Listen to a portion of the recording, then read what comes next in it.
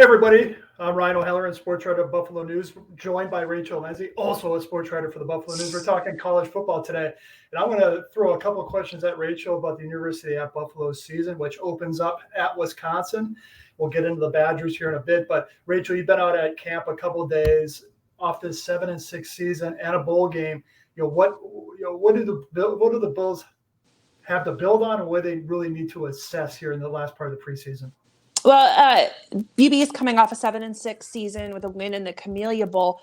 One of the things that the team has really, really discussed and really hammered home, not just during the course of preseason, but during the offseason, is they have to create consistency. They have to finish games. They have the chance to be bowl eligible in November at Ohio. It was the first week of November, big game down in Athens, lost it. But then it took nearly a month and a snowstorm that delayed their final game for this team to become bowl eligible on the final day of the season and get that sixth win. And it reached a point where I even asked Maurice Linguist, the head coach at UB, what's it going to take for this team to win a game in November? Why can't it win in November? So kind of the saying for this team has been, we've got to finish games. We've got to create consistency. We've got to maintain consistency.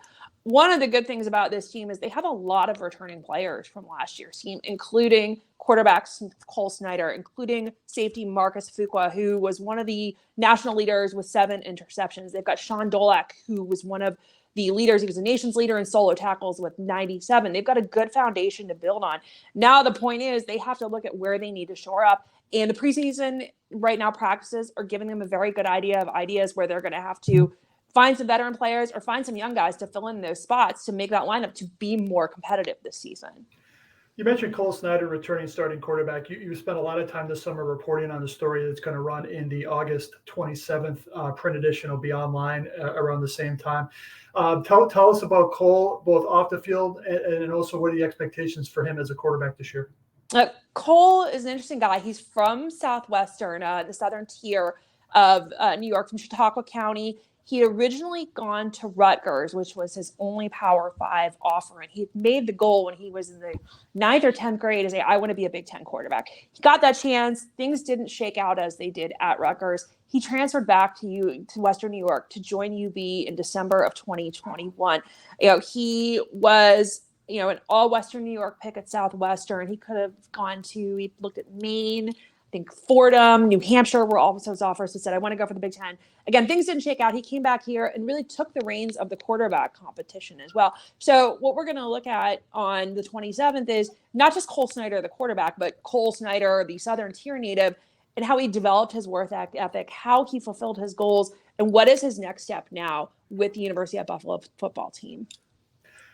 There should be a separate quarterback transfer portal because in addition to the wild, wild west so guys starting at a Power 5 school coming back down in a manner of speaking to the level of the Mid-American Conference. How common is that in this conference?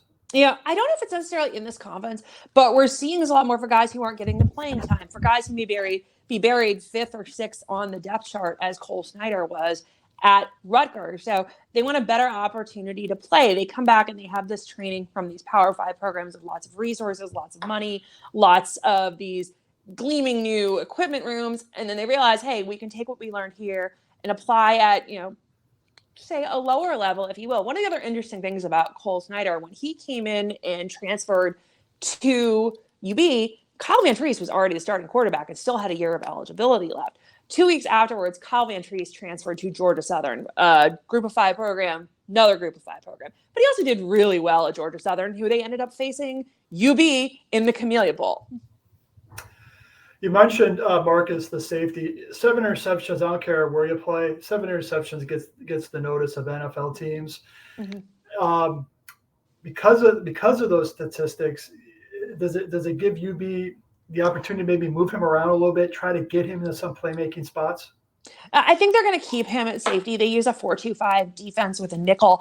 I think they're going to keep him at safety. What UB has to do in that secondary is fill a lot of holes that were left behind, either through graduation or through guys who transferred. They lost Keyshawn Cobb, one of their defensive backs, who's now at West Virginia.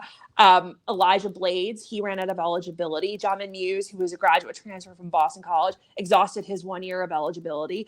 Isaiah King is now playing in the CFL. So that is the bigger concern for UB. It's who's going to step in and fill those holes on the secondary and help reinforce Marcus Fuqua. I mean, one of the things I asked Marcus is, why didn't you look at your NFL possibilities after the season? Read the story back in July, and he said, I wasn't really thinking about it. I still had a lot to accomplish. One of the things Marcus has to do now, is to show, that this one season wasn't a one-time thing. He has to show, again, consistency. He has to show he can do this again, that he can be a ball hawk in the defensive backfield and lead a team of younger starters this year.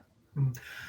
Two-part question about the schedule. I want to start with the MAC first. Which games are you circling that will sort of tell the tale for UB this year? Okay, first off is Central Michigan, which is their second MAC game. They open the MAC schedule September 30th against Akron, which Akron's kind of been a doormat lately. All due respect to Joe Moorhead, my former coworker years ago, who's now the coach at Akron, but Akron's in a rebuild under Joe Moorhead. They're going to face Central Michigan the following week at home, after less than a year after a pretty brutal loss up in Mount Pleasant. UB led 24-7 at the half last November, squandered that lead, squandered a chance to become bowl eligible. Bert Emanuel Jr., the son of Bert Emanuel, the former NFL player, ran for like 290 yards and 3 touchdowns to beat Central Michigan. So I think this team's going to come in with a little bit of an edge. UB is going to come with an edge at home, playing this team that kept them from being bowl eligible. I think that's going to be, and you're going to get a good gauge on where we see this team and what's going to be, moving forward in the MAC. The second game that I think is going to be a big one is the regular season finale, November 21st against Eastern Michigan. If the dice, roll the way they did last year, if UB has trouble closing out those late season games and becoming bowl eligible, that season finale against Eastern Michigan right before Thanksgiving could have playoff ramifications, could have postseason ramifications, could have MAC East Division ramifications. So if it goes that late in the season where we're wondering, if they're hanging on for dear life, looking for bowl eligibility or looking to win the MAC East, as that's one of their goals to do, then that regular season finale could have some big ramifications to it. The second part about the schedule is they open up at Wisconsin, and the Badgers are ranked 19th, which I have no idea why they're ranked 19th. They weren't very good last year. They couldn't even put first downs together. They've been installed as a 27-point favorite over UB.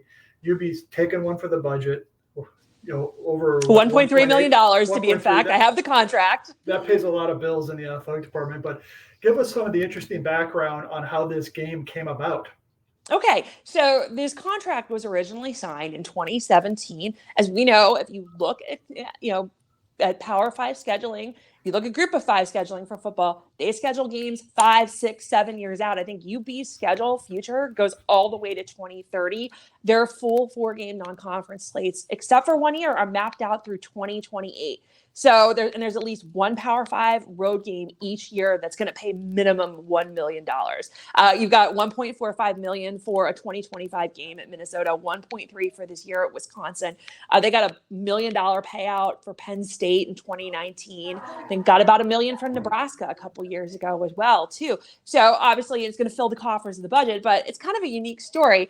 A former UB coach, Lance Leipold, who is now at Kansas, former Wisconsin Whitewater coach. He's also a Wisconsin native, and this was his chance to come home and go play at Camp Randall, play jump around, play in front of the family, play that. Paul Chryst at the time, used to be the coach of Wisconsin. He was fired last year. Now Luke Fickell's replaced him.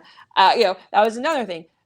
We thought this was going to be a Paul Chryst, Lance Leipold matchup to see, if UB has kind of reached that threshold of becoming one of the elite Group of 5 programs. Well, Lance Leipold's now at Kansas. Paul Chryst is collecting a nice payout from Wisconsin to sit at home, with this contract. So now it's Maurice Linguist against Luke Fickell. Fickell, as we know, did pretty well at Cincinnati at a G5 program as well. And if you look at the contract, which we obtained through a Freedom of Information Law request, Lance Leipold and Paul Chryst have signed that contract from 2017. So, and it would have been a huge chunk of change to get rid of that schedule. So it almost, they would lose money by canceling this. And plus, who doesn't want to get their kids to play in, at Camp Randall? I mean, it's a cool story, but it's an interesting backstory to how this has happened as well. And again, you're going to see at least one Power 5 matchup on the schedule through the next 6 or 7 years, looking at UB's schedule.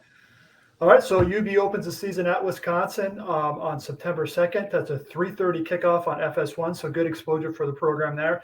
You can read about Cole Snyder starting quarterback in the August 27th edition of the paper, and then coverage all that week leading into the Bulls and the Badgers. Rachel, where can people find you on X?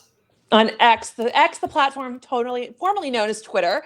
You can go to Rachel M. Lenzi.